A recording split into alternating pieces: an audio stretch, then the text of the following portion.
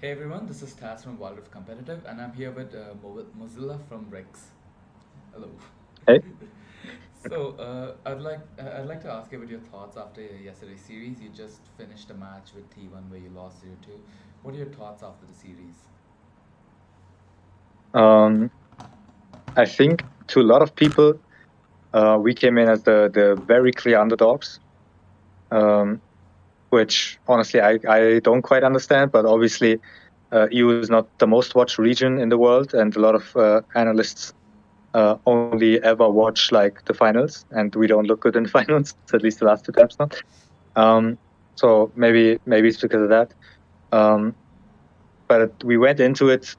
Uh, expecting to have a good performance. I think we did have a good performance. We just didn't end up clutching the games out. We were in positions where it was basically on us to lose the game rather than T1 to win the game, which I think is where we want to be as a team.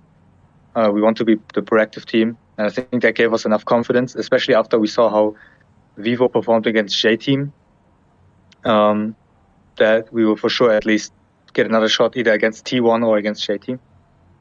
Yeah, you guys had a really close series against T1. There were lots of action-packed moments, and at many times in the series, it seemed like it could flip either way. Honestly, the early game felt like it was going for RIX. Like, what happened in the mid to late game that suddenly flipped it in their favor?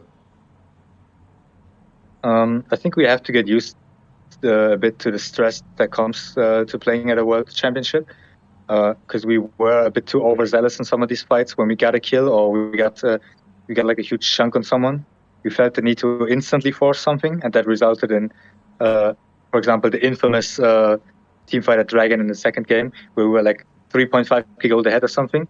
We kill Senna for free, and then instead of backing off, we just keep forcing.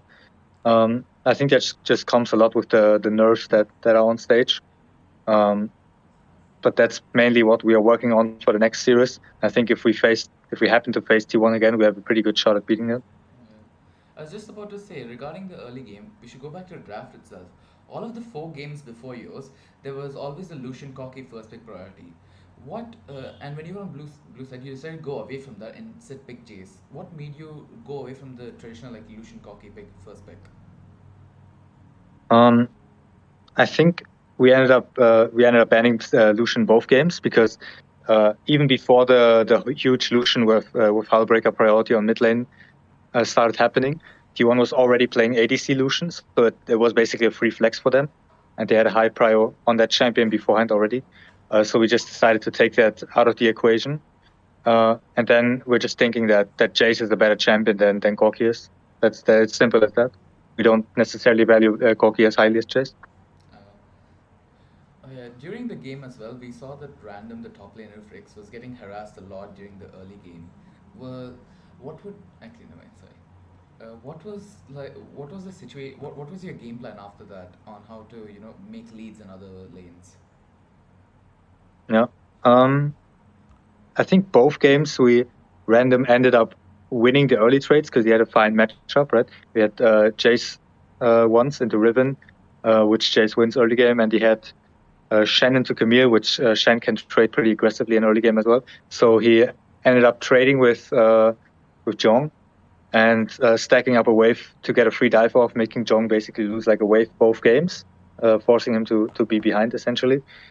Um, and then after that, especially in the Jace game, I think we snowballed random pretty well.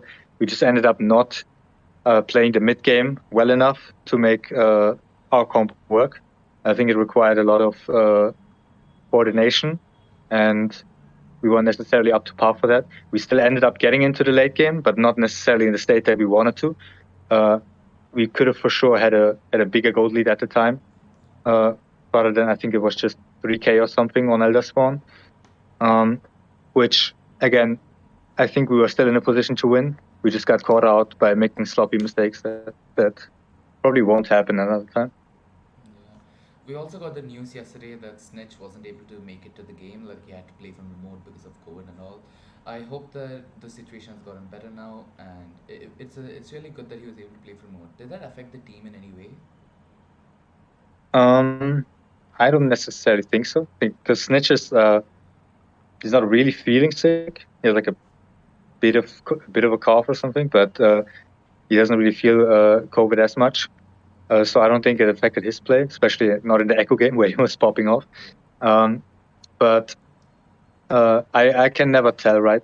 Because maybe if Snitch is there before the game or after the game, it calms the players down a bit more, and we have some calmer decision making.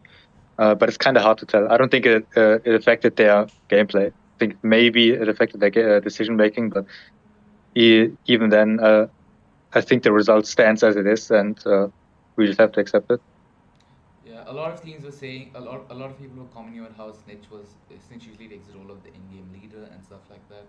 Well, moving on from the match, okay, so moving on, your next matchup is gonna be against VivoKeyd from Brazil, the second seed Brazil, who are currently the first seed in this group. How are you plan? What have you taken away from the T1 match, and how are you looking to improve for the VivoKeyd match? I think what we've taken away from the T1 match is especially that T1 doesn't necessarily play like the regular Icons team does.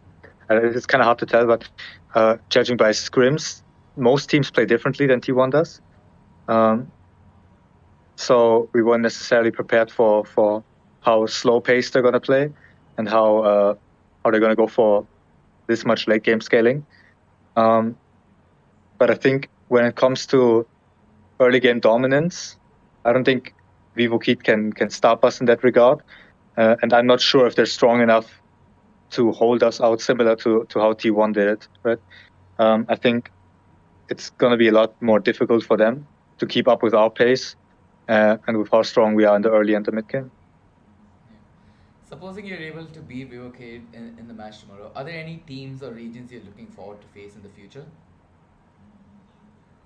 I mean, obviously, it would be great to get into the groups with Immortals, so we can have an NA versus EU game.